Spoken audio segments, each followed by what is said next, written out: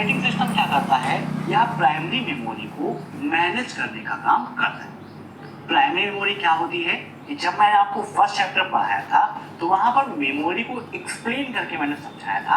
आप ऊपर आई बटन पे क्लिक करके आसानी से इसे पढ़ सकते हैं। अब यहाँ पर बात हो रही है ऑपरेटिंग सिस्टम और मेमोरी की, ठीक है।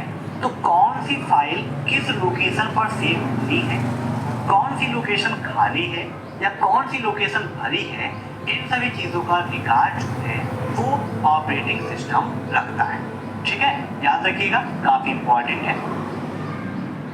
प्राइमरी मेमोरी को हम क्या कहते हैं ये भी आप जान लीजिए। तो प्राइमरी मेमोरी को हम मुख्य, अस्थायी और आंतरिक मेमोरी के नाम से भी जानते हैं, ठीक है।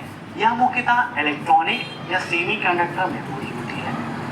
प्राइमरी मेमोरी में आईसी चिप का प्रयोग किया जाता है।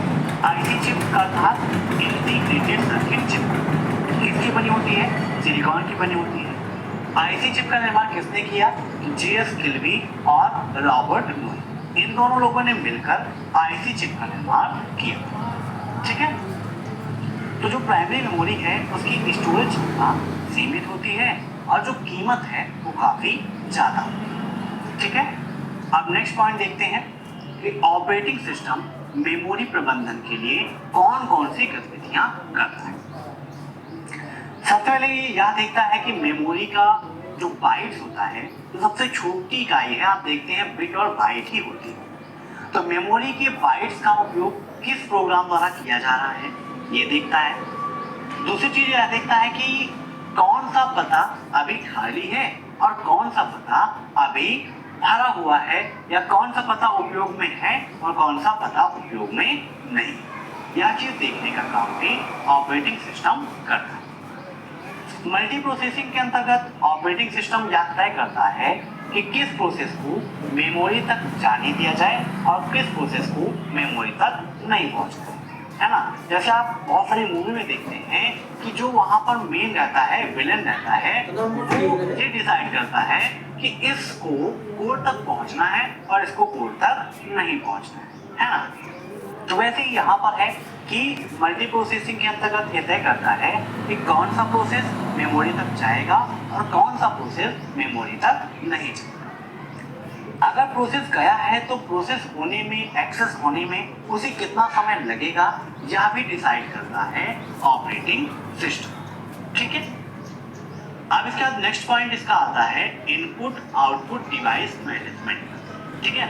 इनपुट आउटपुट डिवाइस को मैनेज करने का काम भी ऑपरेटिंग सिस्टम करता है। कैसे करता है, आपको कोई भी इनपुट डिवाइस उपयोग करना है या कोई भी आउटपुट डिवाइस आपको उपयोग करना है तो उसके लिए ड्राइवर्स की आवश्यकता होती है।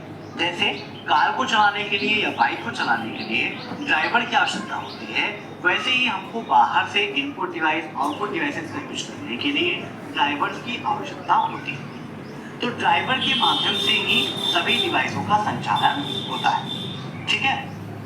तो सिस्टम में जितने भी उपकरण जुड़े हुए हैं, कौन सा इनपुट डिवाइस है, कौन सा आउटपुट डिवाइस है, इस चीज का रिकॉर्ड भी ऑपरेटिंग सिस्टम रखता है, ठीक है। दूसरी चीज है कि इनपुट आउटपुट कंट्रोलर के रूप में जो भी हमें मिलते हैं उनके लिए जो जिम्मेदार प्रोग्राम है उनको भी डिसाइड करने का काम करता है ऑपरेटिंग सिस्टम। तीसरी चीज यहाँ पर आती है कि ऑपरेटिंग सिस्टम यह भी डिसाइड करता है कि किस प्रोसेस को इनपुट आउटपुट डिवाइस कब और कितने समय के लिए प्रयोग में देना है, ठीक है।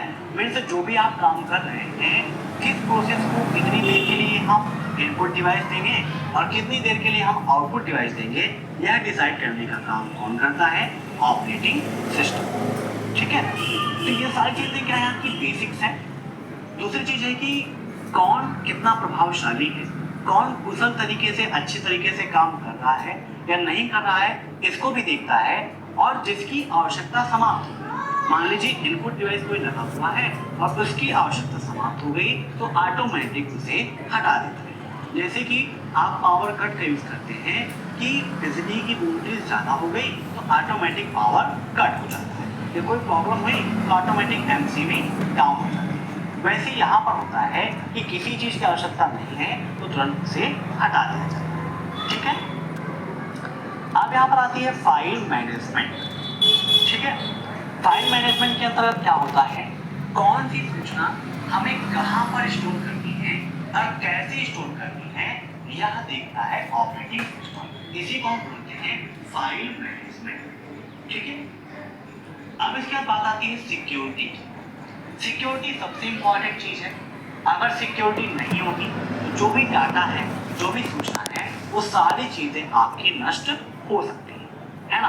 तो ऑपरेटिंग सिस्टम यूजर के डाटा और अन्य जानकारी को सुरक्षा देने के लिए पासवर्ड की सहायता देता है। मीन्स उन्हें पासवर्ड प्रोवाइड कराता है या पासवर्ड की व्यवस्था देता है जिसके द्वारा यूजर अपना पासवर्ड लगा सकता है, जिसके द्वारा उसका जो डाटा है, जो भी सूचना है, वह स्टोर रहता है। ठीक है दोस्तों, आज की क्लास में इतना ही। जो नेक्स्ट क्लास होगी उसमें हम ऑपरेटिंग सिस्टम के प्रकार के बारे में पढ़ेंगे कि बैच प्रोसेसिंग ऑपरेटिंग सिस्टम क्या है, मल्टी प्रोसेसिंग ऑपरेटिंग सिस्टम क्या है, टाइम शेयरिंग ऑपरेटिंग सिस्टम क्या है, real time sharing operating system क्या है। ये काफ़ी इंपॉर्टेंट क्लास होगी, तो नेक्स्ट क्लास आप जरूर ज्वाइन करिएगा शाम 7:30 बजे।